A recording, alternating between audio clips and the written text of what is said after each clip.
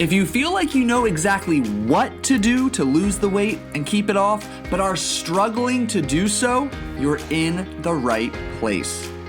Welcome to the 5% Way podcast, where myself, registered dietitian Paul Salter, and my co-host, sustainable weight loss specialist Micheala Barsadi, have an impactful conversation focused on helping you uncover the root cause of the self-sabotaging behaviors holding you back from achieving sustainable weight loss. Your transformation begins from the inside out, and our purpose is to accelerate that progress by sharing practical strategies and need-to-know information to help you reclaim your confidence, control, and inner calm so that you can feel, look, and be your best.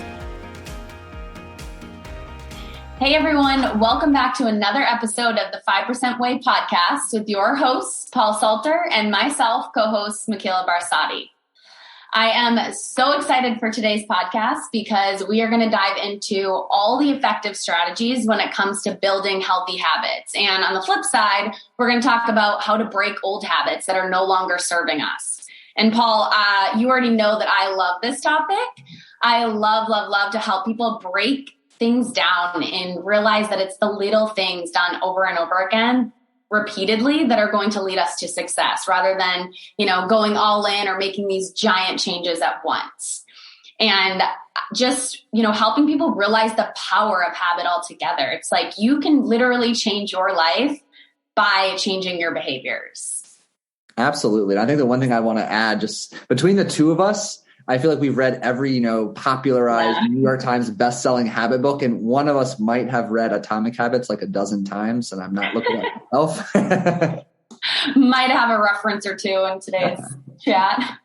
Yeah, but there really is just so much to learn when it comes to building habits. And it's one of those things, just like most things with, approaching your healthy lifestyle and your journey, it's simple. We all know, okay, we need to do more of the things that lead us to healthier habits and do less of those habits that aren't serving us. But it's still extremely hard when it comes to breaking habits that have been ingrained for years and years and years. And on the flip side, just like completely changing things and trying to adapt to these healthier habits. So, I really hope that today by tuning in, you guys learn the steps that it takes to keep this top of mind when it comes to successfully building habits. And I think where we should really start is just defining habits. Habits are the small decisions and actions that you perform every single day. The decisions you make and the actions you perform are what creates habits. And they account for about 40% of our behaviors each day. So thinking about that, 40% of our behaviors are automatic. We don't even think about them. We just do them. So it's so crucial to understand that building new habits and also understanding, how old ones are working for us is so important when it comes to making progress with our health and really any goal in life in general. Yeah, absolutely. And I'll add one more thing to that because you bring up such a good point. Like habits are really like smack dab in the middle of just this like total transformation from the inside out, which is obviously what we talk about so much here on the 5% Way podcast. Like, when we tackle and break down habits, like we're going to do in today's episode, you're going to hear us talk a lot about like whether it's the self-talk and our thoughts and our beliefs, all of which influence our actions that essentially hopefully become habits. But then the impact habits come on shaping our results, our identity, and our reality. And we always go back to, success and results beginning in the mind. But like when it comes to habit formation, they have such a strong, impact on everything after themselves in the chain, being the results, the identity, and reality, and are so strongly influenced by the first couple of pieces in the chain that really grasping and understanding, how to break down your habit formation or deconstruction into the simplest of terms and learn some strategies to improve it is truly going to be an accelerator when it comes to making progress and achieving those wins you desire. Yeah. And I don't want to butcher this, but in the book, Atomic Habits, James Clear talks about, looking at the trajectory of your life. And basically he uses the example, you could be a millionaire, but if your actions don't align with if you're not saving money or if you're not budgeting appropriately, you're not going to be a millionaire for very long, right? Whereas on the flip side, you could be poor, but if you're budgeting and you're saving every single day, who's going to be more successful? The millionaire is going to burn out and he's going to end up with no money. So it just goes to show the same thing. It's like those little habits, which we'll talk about. It's like stacking on top of one another that's going to lead you to success. Absolutely. Yeah. So we came up with, multiple factors that we really want you to keep top of mind when it comes to building or breaking habits that are no longer serving you. So let's just dive right on in with number one. The first one, so important, is starting incredibly small. And we just kind of hinted at this, but the single most important skill of behavior change as a whole is to feel successful. So, we want to achieve these tiny successes, these like quick, tiny successes each day. And you want to make it so easy for yourself that you can't say no. Something that you don't need motivation to drive you to do the thing. You can just do it because it's that small. And I think where people get tripped up here is they think that it's too small. It's not going to matter. When in reality, those are the ones that matter because those are the ones that you're going to be able to consistently do day after day. Yeah, I couldn't agree more. And it's really eerie timing because this was not intentional. But my social media post going out today, it's Monday as we record this. It's all about the power of progress. And this fits so beautifully because what really keeps us motivated when we're attaining any goal or aspiring to attain that goal is progress. And if we can choose a stupidly small little action step or decision to make every single day and actually follow through on that commitment to ourselves, well, there's progress. And it also creates this nice little flood of dopamine to our brain, that feel good neurotransmitter that makes us want to, oh, look at that, do more of the same thing we just did. And that tiny, tiny baby step leads to, it's like in that the simple cliche analogy of, you got to put one foot in front of the other to run a marathon. Like, yeah, these tiny little steps absolutely add up to massive change. Yeah. And I just wanted to give a little example because I'm actually reading now Tiny Habits. So the two most famous, if you will, habit books are The Atomic Habits and then Tiny Habits. And I've never read Tiny Habits. So that's the one I'm on. But they talk about, he talks about the Maui habit. And so this is literally takes 3 seconds out of your day. But the idea behind it is you start off your day with a success and a win right off the bat. And so you get up out of bed, your feet hit the floor, and you immediately say, it's going to be a great day.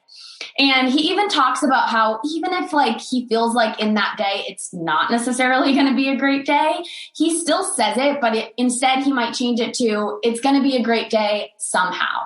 So it's just creating positivity right off the bat. And so you're automatically in this mindset where you're like, I'm going to own today. I'm going to win today. And going back to those little habits, it's something so small by saying that out loud, but it can be so powerful in what your actions are for the rest of the day. Absolutely. That's a perfect example that fits that mold we kind of teach about where, our self-talk and word choice influences our thoughts and our beliefs and our actions and so forth down through habits and outcomes. And it also reminds me of, God, I can't remember his name, but I think he's an ex-admiral in the Navy. He wrote a book literally called Make Your Bed. And it's kind of the same principle. It takes 5 seconds, unless you've got a really big ass California king bed or your dog's just screwed up the sheets to make your bed. It takes a little time commitment from you, but that tiny habit, that tiny action has such a powerful ripple effect on many aspects of your day, many parts of your life, just because you started with 5, maybe 30 seconds. Yes, for sure. So number one, start small. Number two is increasing your habit in small ways. So the whole idea about, getting a little bit better each day. So Paul, can you kind of touch on this one? Absolutely. What comes to mind for me is don't bite off more than you can chew. And a good example we have is when, you and I really are working closely with new members of either the 5% community or the 5% fundamentals program. And we're working with someone who has very little to maybe no experience, formally counting calories or macros or portion control. And we're, really indoctrinating them into our approach to simplicity, uniqueness, and sustainability when it comes to building a foundation foundation of healthy eating habits. And, one of our tangible outcomes in the beginning stages together is, the arrival at building this individualized framework or blueprint for them that is in line with how they want to feel, but also their lifestyle, their goals, and their preferences. And when we teach them this, like, we don't just hand it to them with a couple of resources and expect them to follow it, within 24 hours. We tell them just to focus on one meal, maybe even just mastering one portion control of one nutrient at that meal. So we're starting really small. And then when they've mastered managing either that portion and maybe it's that meal, then we say, okay, now let's tackle a second meal. So we start small to really reinforce what we just talked about, is we want to start with small things that we can handle to rack up quick success, build positive momentum, and then ride the hell out of that wave of momentum for as long as possible. Yeah. Yep. It just goes back to, we've all experienced it when we want to try a new habit or try to create a new habit and we go too hard too soon. And what happens? You immediately burn out, right? I always say to clients, you could have 3 days in a row where you've done, 5 things. But if you're not doing those 5 things for the next week, 2 weeks, next couple of months, what great is that? I would rather have you do one little thing each day for the whole year and be consistent with that than, try to do these big things and make these big changes, but it's just not sustainable. Yeah, well said. Yeah. And that kind of leads us into the next one because, as you're getting 1% better every day, your habits are going to grow, right? Like, so for instance, let's say you are reading every single day. That's one of my personal goals right now. As we build up this habit, we want to break it down into chunks. So let's say I I have a goal to read 10 minutes a day and I'm crushing that goal. So then I increase it. I get to 15. Next thing you know, I'm at 30 minutes a day of reading. Well, 30 minutes might not be feasible for me to set aside 30 minutes every single day to read. But what I might be able to do is break that up. I might be able to do 15 minutes in the morning and 15 minutes at night. So rather than just throwing the whole goal away for the day because you can't do your 30 minutes, instead break it up into little bits. Or, the same thing with walking. This is another one that I think is so great. It's like, okay, you have a goal to move 30 minutes every single day. Go for 3 10-minute walks throughout your day. For me, what comes up is like this, it's almost like a gamification or psychological warfare on like your inner bitch voice. Like, you want to read 30 minutes a day. Great. Maybe your schedule, it's just very hard to find 30 consecutive minutes in a row to do so. So you break it up. And it reminds me of like when I'm doing an exercise in the gym, I dread, or I'm doing a set of a very high number of repetitions. Like, I don't count to 25 repetitions if I'm doing sets of 25. I'll count to 5 different times. Like, I'll do little chunks and break it up like that because they're more digestible, in this case, psychologically, to help me rack up a quick win, stack one after the other, and then eventually get to that goal. So yeah, I think this is just an excellent tool to keep in mind. Like, if you have a goal, how can you gamify it, if you will, to make it more digestible so that it gets done? Mm-hmm. Consistency is always key. So however you can find a way to execute consistently, ride with it. And so you kind of just said it, but our next one we lead into with habit stacking. And this is so beyond powerful. So like, talk a little bit more about habit stacking. Absolutely. Like, everyone listening, us included, has struggled at one point in their life trying to build a new habit. It's not for, most often, lack of effort. Sometimes it's for lack of why or lack of attaching a strong emotion to it, but that's a conversation for later on. But at the end of the day, like, you already have so many habits in place. Like Micheala shared in the beginning, probably 40% of your day is dictated by habits that are operating on autopilot in the background. So if you're trying to add a new habit, one of the easiest ways to set yourself up for success is to add it at a time in which you are already completing another habit. And one of the most overused but very relatable and simplistic examples out there to really exemplify anchoring or stacking a new habit is brushing your teeth. Hopefully everybody listening is brushing their teeth twice per day. But if you're already brushing your teeth when you wake up and you're looking to add, 2 minutes of meditation to your routine, one of the best opportunities to make sure that new habit sticks is do it right before or right after brushing your teeth, because you're already going to the bathroom to brush your teeth. That can be your cue. And one of the things I'll go ahead and share now, because I think it's a good time, is like every habit can be deconstructed into multiple elements. Depending what book you read or what habit philosophy you are familiar with, you'll hear different yet very similar terms. One of the most, I guess, early on elemental breakdowns of habit formation was done by Charles Duhigg in his book, The Power of Habit, where we have a cue, which leads to a routine or a habit to elicit a reward. So you essentially, when it comes to stacking habits, you want to find a cue that's already taking place. And that cue is a present habit, like brushing your teeth or washing your face, whatever it may be, and try to add your habit immediately before, during, or after that habit. So that way you already know you're getting the one done, and you're a hell of a lot more likely to get the second one done because it's already set in stone when it comes to having all three boxes checked. There's a cue, a routine, and a reward, and you're just anchoring on or stacking onto that cue. Yeah. Another example there, because this is one that I always, whenever I start working with somebody, or if somebody asks me, what should I do? What should I start with? I always give one easy little habit to start with is drink a big glass of water first thing in the morning. And most people drink a big cup of coffee first thing in the morning. So you can still have your coffee, but maybe you put your glass of water right next to the coffee pot. So when you get up in the morning, you're triggered immediately. Okay, I got to drink my glass of water and then I'm going to have my coffee. So again, just another example of habit stacking. It makes it easier because you're already going to do one of those automatic things. And now you're going to add that intentional thing with it. Yeah, absolutely. Mm-hmm.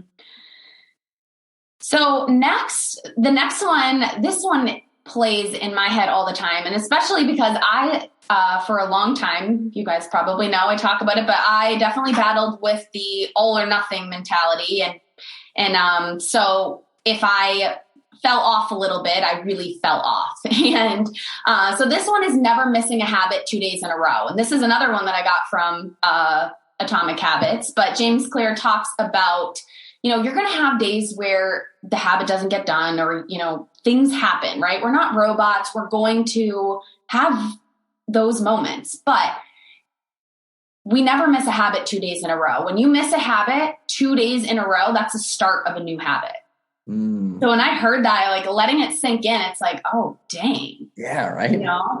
It's so good. Yeah. So just keeping that top of mind, it's like, we're going to have moments where we kind of stray off path. It's bound to happen. And you actually need to accept that that's going to happen. It doesn't not happen for anybody. So once you can, acknowledge that that is part of the process, but just making sure that you always take those opportunities to learn from them. And then, let's say you did miss your habit for whatever reason. How can you be better tomorrow? Going back to the 1% better, there's your perfect example to, show yourself that you are in control and you can execute. Yeah. Don't miss twice. There is your mantra, your postage, bulletin board material, if you will. And think of it like this too. You're also one opportunity away from getting right back on track. So whether it's missing a meal or a meal prep or a workout or a reading session, a meditation session, there's going to be another opportunity. You're only one away from getting right back on track with that habit. So fucking make it happen. Mm-hmm. For sure.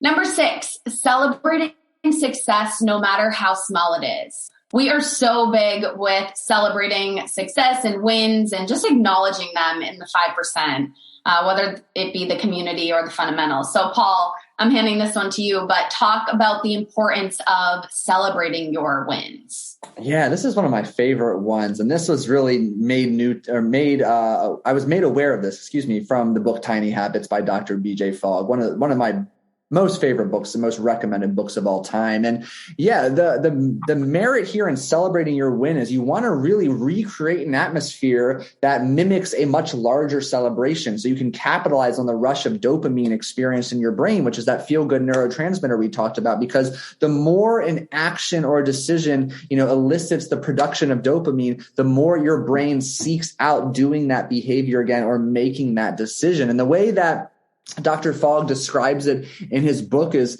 you want to celebrate the tiniest of wins as if you have just received a job offer for your dream job, or you just received a job offer for your first job ever. And, I've shared this example before. I still remember exactly where I was when I got my first official job offer back in 2014, sitting in the parking lot at a gym at 6 something in the morning in Michigan during my dietetic internship. And I remember just doing a big fist pump motion and saying, fuck yes, and utilizing that framework, that memory. So maybe you don't have a memory of how you responded to your first job, but maybe you know how you would respond to accepting an offer for your dream job. You want to take however you would physiologically respond, emotionally respond, and replicate that every single time you can find success, a piece of progress, a win, or a victory when it comes to celebrating something that you have done that is in line with your habit formation. Because again, you create that flooding of dopamine, and that environment alone, your brain craves that. So it's going to start some rewiring, neuroplasticity at its finest, to encourage you to seek out that behavior more and more often, which, oh, by the way, reinforces your goal of doing that habit more often. The habit sticks, and it's just a win-win-win.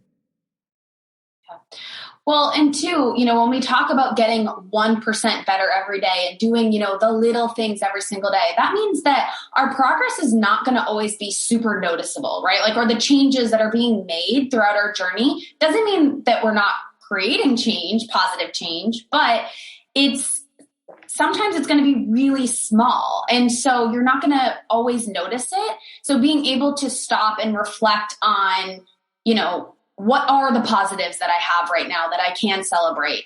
Even if I don't see any changes yet, I've been, executing on drinking water before my coffee for the past 8 days. And I have not done that in months, right? So that's a win to celebrate. And that's your internal motivation to keep you going and to keep you moving forward.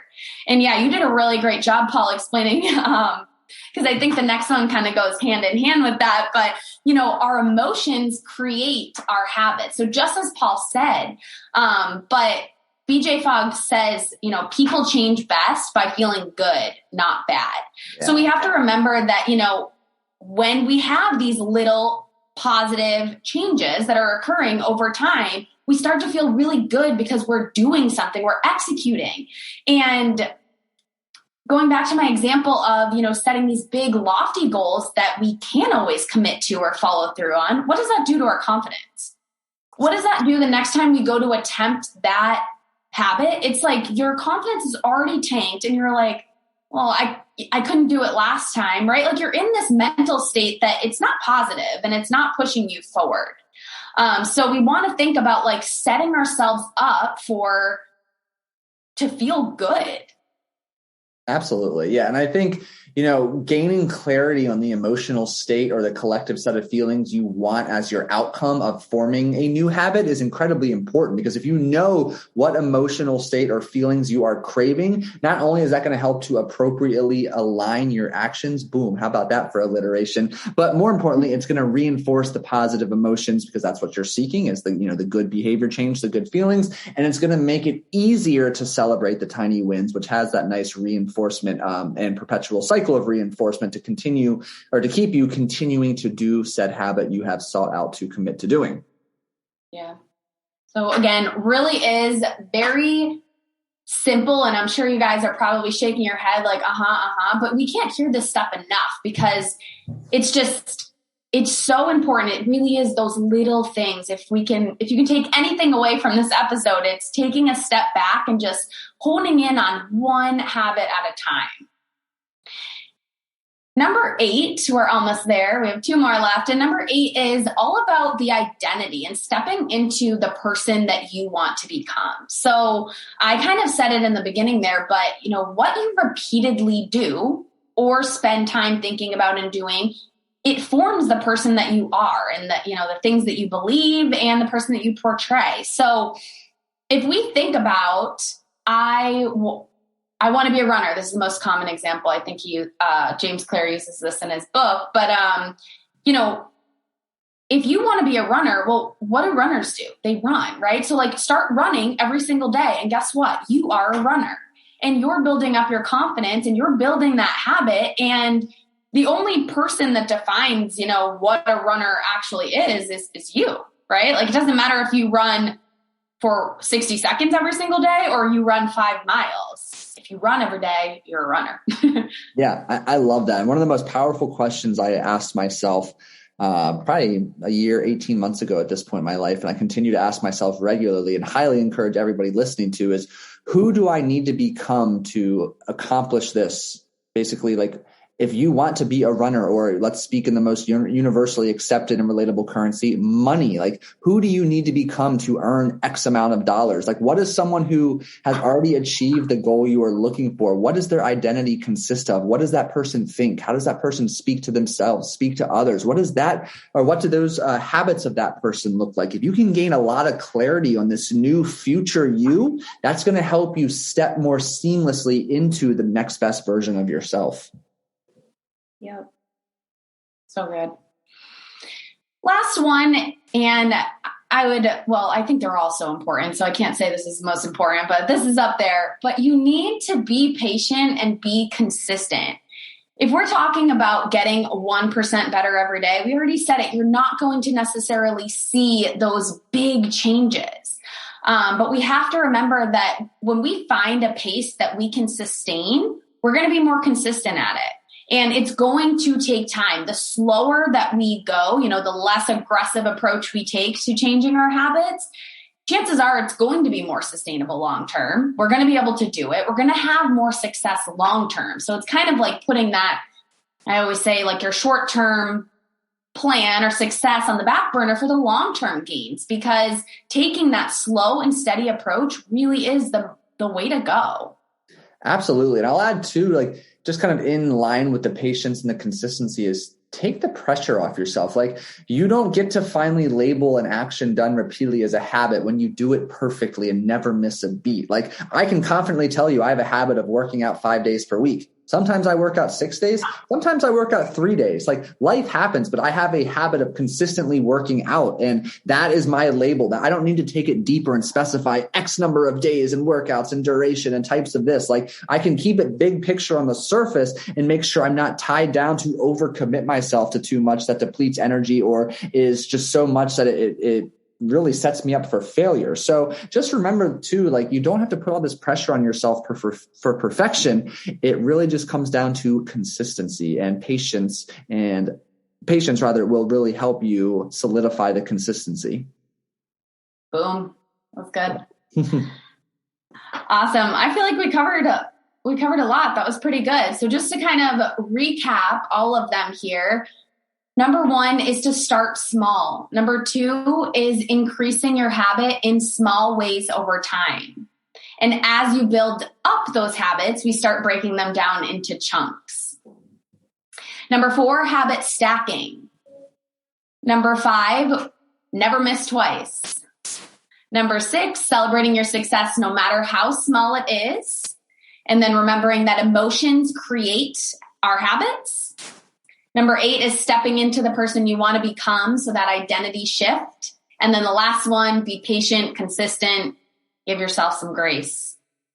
Absolutely. And these are so fantastic. And now just even preparing for this episode and now talking through it gives me quite a few reminders to put back and implement into my own practices. But we can't recommend enough some of the books we mentioned, Atomic Habits by James Clear, Tiny Habits by Dr. BJ Fogg, and then The Power of Habit by Charles Duhigg. And there are many, many others out there, but those are 3, foundational books on habit formation and deconstruction that we can't recommend enough.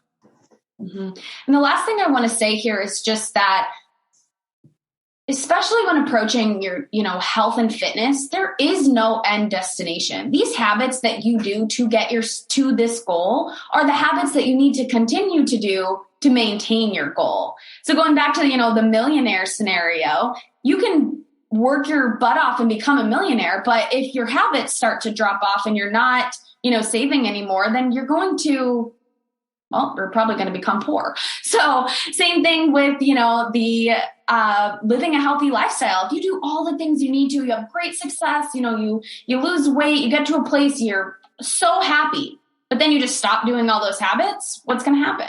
You're going to end up back at square one. So we have to remember that, like, the steps that we take every single day, it's so crucial that we are going slow and steady, because that is what's going to be sustainable long term. That's what's going to allow us to enjoy the process and, just not be miserable and feeling like we're fighting tooth and nail every day to get things done.